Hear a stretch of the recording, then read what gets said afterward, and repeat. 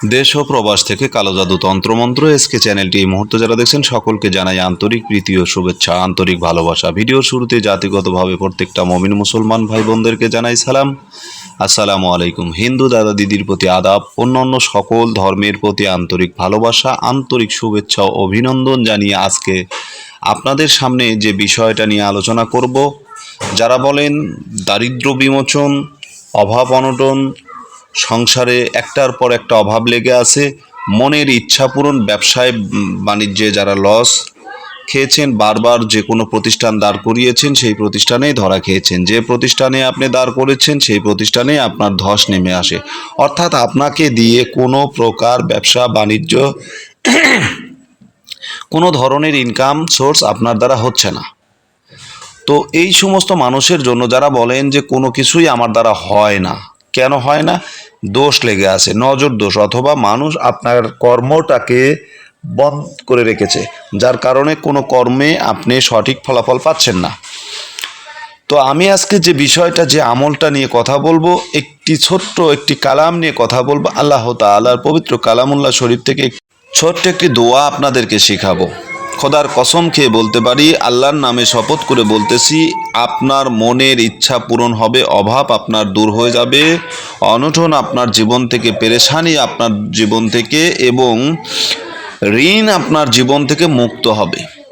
আপনি ঋণগ্রস্ত থাকবেন না, আপনার জীবনে অভাব অনটন থাকবে না, ব্যবসা আপনার খারাপ যাচ্ছিল, ব্যবসা ভালো হবে, ব্যবসায় আয় উন্নতি হবে, ব্যবসায় বৃদ্ধি হবে, প্রচুর মুনাফা অর্জন করতে পারবেন ইনশাআল্লাহ।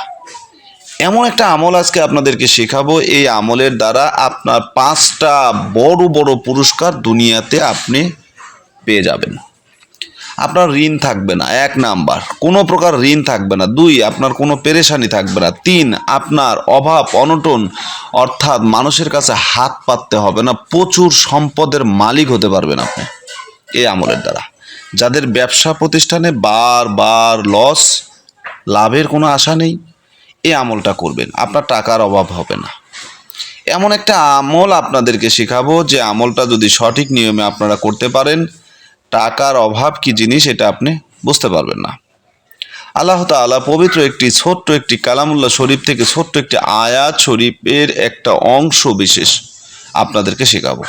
যে কেউ, আমি বলার সঙ্গে সঙ্গে যে কেউ মুখস্থ করে নিতে পারবেন, যে কেউ মুখস্থ করে নিতে পারবেন। শুধু আমলটা কিভাবে করবেন এই বিষয়টা নিয়ে আপনাদের মতভেদ থাকবে, আপনারা মতভেদটা আমি শেষ করে দিচ্ছি। আসুন, কি আমলটা আপনাদের করতে হবে, কি এমন বিষয় যেটা করলে পরে আপনার ঋণ মুক্ত হবেন, আপনি অভাব মুক্ত হবেন, আপনার দারিদ্র মুক্ত হবেন, পেরেশানি দূর হবে, জান্নাতের পথ সুগম হবে, কবরের আযাব থেকে মুক্ত হবেন। একটা আমলে এত ফজিলত। তবে হ্যাঁ, আমলটা হচ্ছে এই, লা ইলাহা ইল্লাল্লাহু মালিকুল হাক্কুল মুবিন। আউযু বিল্লাহি মিনাশ শাইতানির রাজিম, বিসমিল্লাহির রহমানির রহিম। আমলটা করার নিয়ম, প্রথমত আউযু বিল্লাহি মিনাশ শাইতানির রাজিম, বিসমিল্লাহির রহমানির রহিম। আস্তাগফিরুল্লাহ রাব্বি মিন কুল্লি জামবি ওয়া আতুবু ইলাইহি, লা হাওলা ওয়ালা কুওয়াতা ইল্লা বিল্লাহিল আলিয়্যিল আযীম 3 বার। এরপরে দরুদে ইব্রাহিম পড়া লাগে 11 বার। যারা দরুদে ইব্রাহিম পড়তে পারে না তারা পড়বেন ছোট দরুদ সাল্লাল্লাহু আলাইহি ওয়াসাল্লাম। এরপরে আপনারা পড়বেন লা ইলাহা ইল্লাল্লাহু মালিকুল হাক্কুল মুবিন, লা ইলাহা ইল্লাল্লাহু মালিকুল হাক্কুল মুবিন, লা ইলাহা ইল্লাল্লাহু মালিকুল হাক্কুল মুবিন। কতবার? 100 বার। এই আমলটা করার নিয়ম, কোন সময় এই আমলটা করলে সঠিক ফলাফল পাবেন বা সঠিক নিয়ম অনুসারে কাজ হবে। এই আমলটা করার জন্য আপনাকে অবশ্যই ফজরের নামাজ পড়ে আপনাকে আমলটা করতে হবে। যায় নামাজে বসে 101 বার পড়বেন, ঠিক আছে? আর দ্বিতীয় যে সময়টা সেটা হচ্ছে ঠিক 12টার থেকে শুরু করবেন, জহর নামাজের আজানের পূর্বেই শেষ করবেন।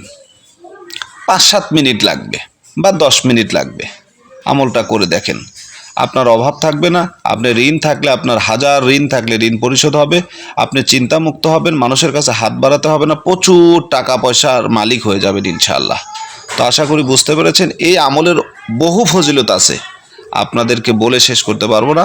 তো ভালো থাকুন, সুস্থ থাকুন, আল্লাহ হাফেজ।